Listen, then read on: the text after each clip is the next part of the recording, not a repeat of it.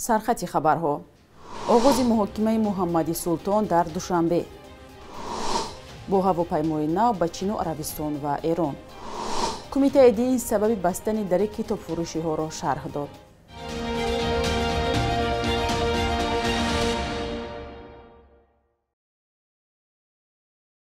روز بخیر بیننده های عزیز، امیدوارم خوبید. نوید بامدادی را با آخرین خبر و گزارش ها تقدیمتان میکنیم. امروز 8 سپتامبر است.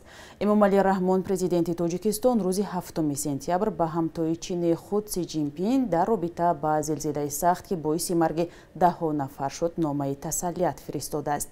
در نامه تسلیت آقای رحمان از جمله آمده است خبری به هلاکت رسیدن شماره زیادی آدمان در جمهوری مردمی چین بر اثر زلزله شدید باعث اندوه عمیق ما گردید. با احساس همدردی از نام تمام مردم تاجیکستان و شخصا از نام خودم به شما نزدیکان و پیوندان قربانیان و تمام مردم چین تسلیات صمیمی خود را ابراز می نمایم. روز 5 سپتامبر در ولایت سیچوان چین زمین جنبی 6.8 بالا رخ داد که در آن بر اثر معلومات اخیر 74 نفر به هلاکت رسیده، 26 نفر دیگر بینام و نشان شدند.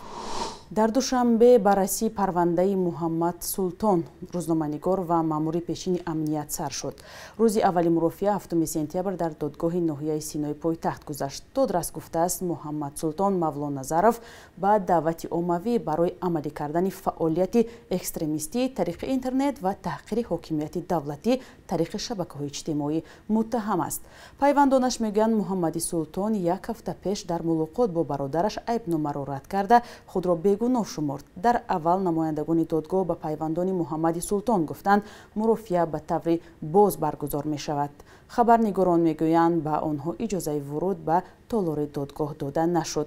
مقامات انتظامی دوشنبه محمد سلطان را روز 16 ایون امسال از خانه‌اش بردند. محمد سلطانی 72 ساله مأمور پیشین امنیت در سالهای 70 در روزنامه کمسمال تاجیکستان کار کرده است. او سالهای اخیر در صفحه‌اش در فیسبوک فعالیت مقامات تاجیکستان از جمله کمیته دولتی امنیت ملی و رهبران آن را تنقید می‌کرد.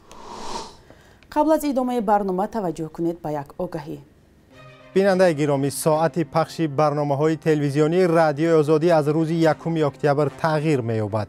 از آن روز به بعد نوید بامدادی ساعت 9 صبح به وقت دوشنبه و ساعت 7 به وقت مسکو آغاز می‌یابد. لطفاً یادداشت کنید و به دوستانتان هم برسانید و با رادیوی آزادی بمانید. کمیته دین تنظیم عنعنه و جشن و مراسم‌های ملی تاجیکستان واردات و فروش غیرقانونی کتاب‌های دینی، نگذاشتن اثرها از تشخیص دینشناسی و شکایت مؤلفان کتاب‌ها را از سبب‌های اصلی بسته شدن در دکان‌های کتاب دینی در دوشنبه گفتند. خبرگزاری آزیا پلوس از قبل سخنگوی این نهاد خبر داده است که در برابر دکان‌ها در چند مطبعه نیز به این دلیل بسته شده نسبت صاحبان دکان و مطبعه‌ها پروتکل حقوق ویرانکنی مأموری ترتیب داده شده است. او گفته است بسته شدن در دکان‌های کتاب دینی موقتی است و آن کتاب‌هایی که از مغازه و مطبعه‌ها مصادره شدند عین حال در آموزش و بررسی قرار دارند. آخر هفته گذشته رادیو آزادی خبر داده بود که در این نقطه‌های کتاب فروشی در نزد مسجد مرکزی دوشنبه بسته است و پشت در دکان‌ها که کتاب و دستورالعمل‌های دینی می‌فروختند مهر ریاست اتحادیه‌های دینی کمیته دین زده شده است. اول امسال نیز مقامات اجازت ندادند که یک صاحبکار از افغانستان به کشور 13 تن کتاب قرآن وارد کند. مقامات گفتند او قبلا باید اجازت می‌گرفت. تاجیکستان با پاکستان که بر اثر سیل ویرانگر ضرر مالی و تلفات زیادی جانی دید، بیش از 3000 تن یاری بشردوستانه فرستاد. کمک‌ها را توسط خاک افغانستان به مکان‌های آفت زده می‌رسانند. تاجیکستان برای بسیاری کشورهای نیازمند و قبول کننده یاری بشری دانسته می شود، اما بسیار کم به کشورهای دیگر یاری می رساند. گزارشی براد یوسفی و اسکندر فیروز را در این باره می بینیم. کاروانی عبارت از نزدیک به 100 ماشین با 3000 تن مواد بشردوستانه بعد از نیمه‌روزی 7 август از دوشنبه عازم پاکستان شد. این کمک‌ها توسط قلمرو افغانستان به آسیب‌دیدگان آبخیزی‌های پاکستان رسانیده می‌شود. در آن آفت طبیعی زیاده از 1200 نفر جان باخته، ده‌ها هزار منزل ویران شده است. یاری‌های تاجیکستان را اگنسی ذخیره‌های مادی این کشور تهیه نموده است.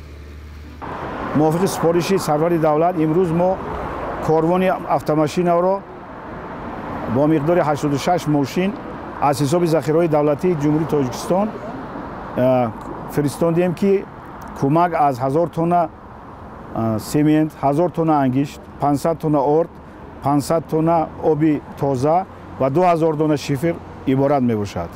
ронандаҳои мошинҳои боркаш гуфтанд ки онҳо вазифадор шуданд ки ёрии башардӯстонаро ба марзи Тоҷикистону Афғонистон расонанд ва сипас ин кӯмакҳоро мошинҳои покистонӣ ба вилояти Синди Покистон мебаранд. як мо то сарҳада мерем, мо упара мезгарем, усша бо дига мошино бор мекунам мерам. Як се рӯз шуда омадаги мо семент мекашем, кумур мекашем, аз уса шакар меорем, ин корора машғул.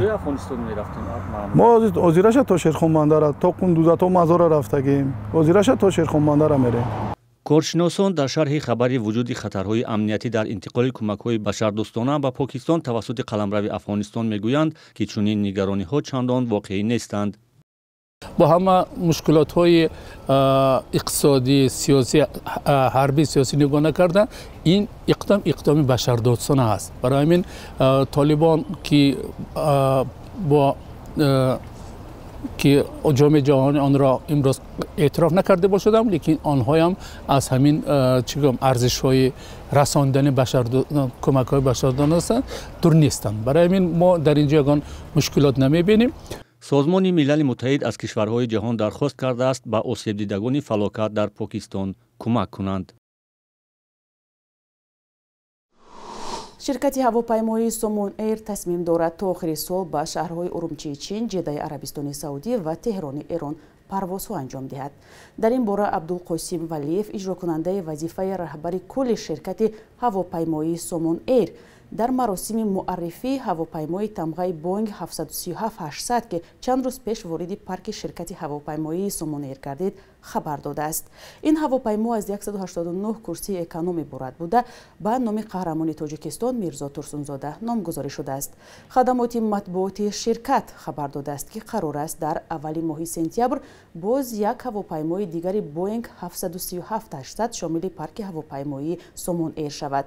бо дарёфти ҳавопаймоҳои нав шумори ҳавопаймоҳои ширкати ҳавопаймоии Сомон Эйр дар маҷмӯъ ба 6 адад мерасад. ҳавопаймоҳои қаблии Сомон Эйр низ ба шарафи шахсиятҳои бузурги мардуми тоҷик аз ҷумла ба шарафи Исмоили Сомонӣ, Садраддин Айнӣ, Шириншоҳ Шотемур номгузорӣ шудаанд.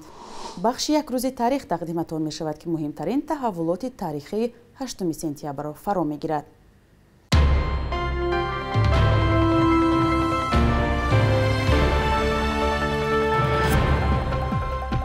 8 сентябри соли 2001 вазири фарҳанги Тоҷикистон Абдураҳим Раҳимов дар назди манзилаш дар Душанбе ба қатл расид ва мақомоти ин кушторро амали террористӣ номиданд.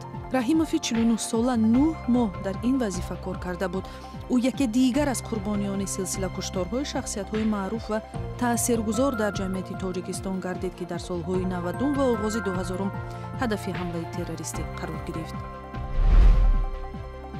рассоми ҷавон Маърифат Давлатова ки моҳи сентябри соли 2018 дар Душанбе як намоишгоҳи наққошиҳои худро барпо кард, мавриди фишору таъқиби ифротгароён қарор гирифт. мунаққидонаш ӯро барои тасвири чолишбарангези ҷисми нимаурёни зани тоҷик мавриди танқид қарор дода, инро таҳқир ва хилоф бо арзишҳои миллӣ ва мазҳабӣ донистанд. Маърифат Давлатова мегӯяд, ҷисми зан як бахши ҳунар аст ва набояд ба он аз рӯи меъёрҳои суннатӣ баҳогузорӣ шавад. 8 сентябри соли 1959 зодрӯзи овозхони маъруфи тоҷик Далер Назаров аст ки ба қавли бисёриҳо барои рушду муаррифии мусиқии тоҷик дар берун аз кишвар заҳмати зиёде кашидааст. Чакчаки борон маъруфтарин таронаи эҷодиёти ӯ аз солҳои 80 имрӯз ҳам аз ҷониби овозхонҳои ҷавон ба забонҳои дигар иҷро мешавад. бонки миллии Тоҷикистон қурби сомониро дар баробари асъори хориҷӣ барои имрӯз 8 сентябр чунин таъин кардааст.